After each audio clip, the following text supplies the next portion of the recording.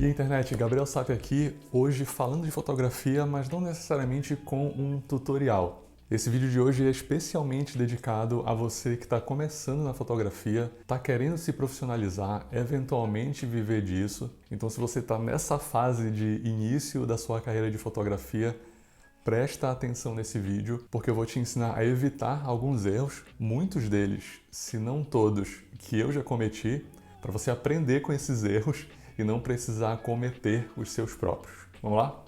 O primeiro erro, e talvez o mais comum, é superestimar a qualidade do seu trabalho e da sua profissionalidade e começar a trabalhar, oferecer seus serviços e cobrar por isso antes da hora.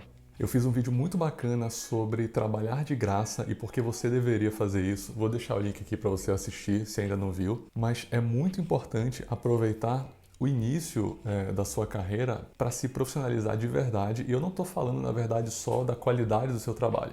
Não adianta nada você ter fotos lindas, vídeos lindos e não saber direito como lidar com clientes, como lidar com as suas informações, com o seu material. Então, ter fotos bonitas, ter um trabalho bonito é só o mínimo necessário que você precisa para ser um fotógrafo profissional, mas não é tudo. Então, é um erro muito grave começar a se oferecer e se colocar no mercado como fotógrafo tendo só um trabalho bonito.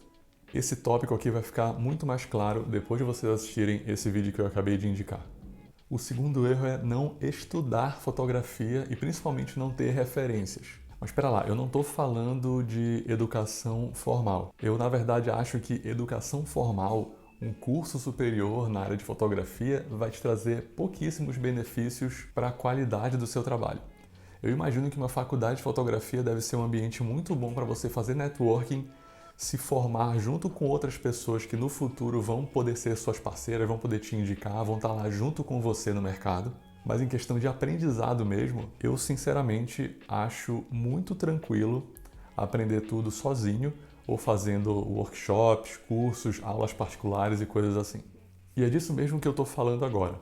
Buscar sempre mais conhecimento, buscar se aperfeiçoar, pesquisar o máximo possível de referências na fotografia, acompanhar o trabalho dos fotógrafos que você gosta, tentar descobrir como eles fizeram aquelas fotos maravilhosas, que técnicas eles utilizaram, que equipamento eles utilizaram e como você poderia adaptar essas técnicas e essas referências ao seu trabalho e principalmente saber como reproduzir esses resultados. Eu, por exemplo, sou muito fã do Joey Lawrence, é um fotógrafo canadense que tinha acho que uns 16, 17 anos quando estourou e ficou famoso, né, no mercado.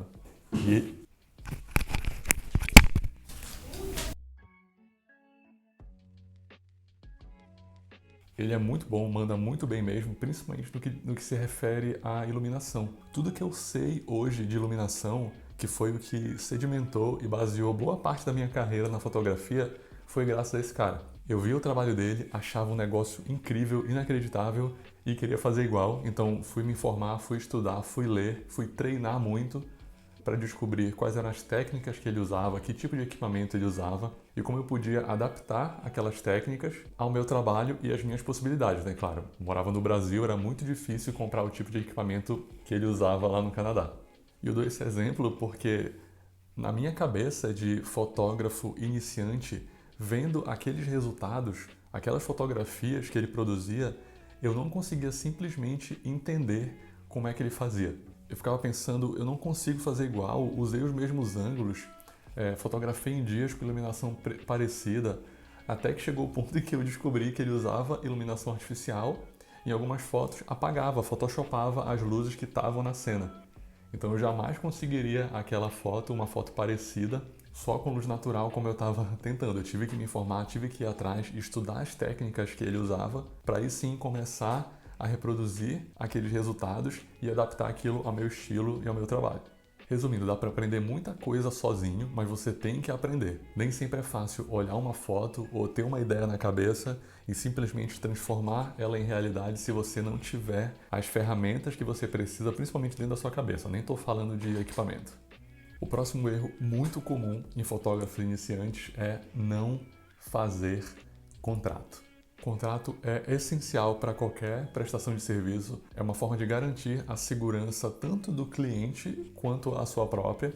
É colocar no papel todos os direitos e deveres de todas as partes que estão envolvidas ali naquele negócio. E não precisa ser algo super complicado, não. Você não precisa ser um advogado ou contratar um advogado para isso. Claro que é bom contratar um advogado, mas se você puder fazer um contrato super básico, já vai aumentar muito a sua segurança, a confiança que o cliente tem em você e a sua percepção como profissional. Chegar com o cliente e falar, tá aqui meu contrato, vamos assinar, já faz ele te ver de forma diferente. E como eu acabei de falar, não precisa ser um super contrato absurdamente minucioso. É muito importante você colocar no papel, pelo menos, a descrição do serviço que você está prestando, quantidade de fotos, prazo para a entrega dessas fotos e principalmente pagamento. Como o cliente vai te pagar, em quantas parcelas, se vai ser por transferência bancária, já coloca a sua conta ali. Tudo que você puder imaginar que diz respeito a essa atividade que você vai prestar, a esse serviço que você vai prestar, registra ali no papel. Prazos e preços e datas são muito importantes. No final, a sua assinatura, a assinatura dele, se possível, a assinatura de 2 testemunhas, data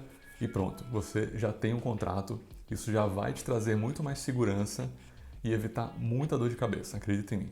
E ainda mais ou menos nesse assunto de contrato, um erro que eu sou culpado de ter cometido e talvez de ainda cometer, que é não definir e controlar expectativas.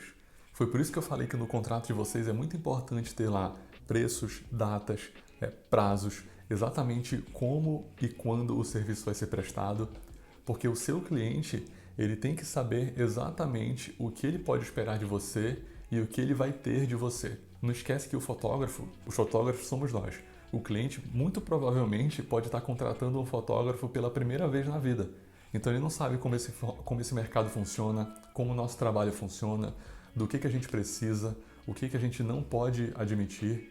Então você tem que explicar para ele basicamente como funciona a sua atividade, como esse trabalho vai ocorrer, exatamente como, quando, em que condições você vai entregar o material final, para que não tenham surpresas ruins.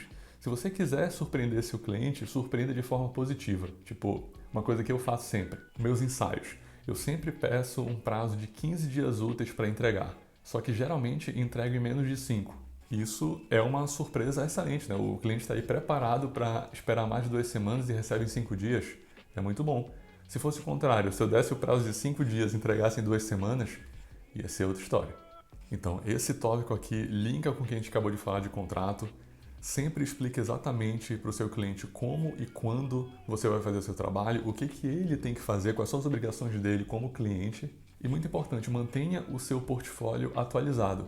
Se você mudar o seu estilo, mudar o seu tipo de imagem, o seu tipo de edição, por exemplo, ela tem que estar ali refletida no seu Instagram, no seu site, nas suas redes sociais, o que for. Para o cliente, quando for conhecer o seu trabalho, saber que ele vai receber algo parecido com aquilo. E que ele não pode te exigir nada diferente daquilo, porque você está ali mostrando para o mundo inteiro como é o seu trabalho, como é o seu estilo, e teoricamente só te contrata quem gosta daquele estilo e está ciente de que é aquilo que vai receber. E pô, eu estou vendo que eu organizei muito bem aqui esses tópicos, porque os tópicos anteriores, que é fazer o contrato e definir e controlar expectativas, se ligam muito bem ao que a gente vai falar agora. O próximo erro de fotógrafos iniciantes é não se impor como profissional. Você tem o seu estilo de trabalho, você não é um tripé, você não é um segurador de câmera que está ali para fazer o que o cliente quer.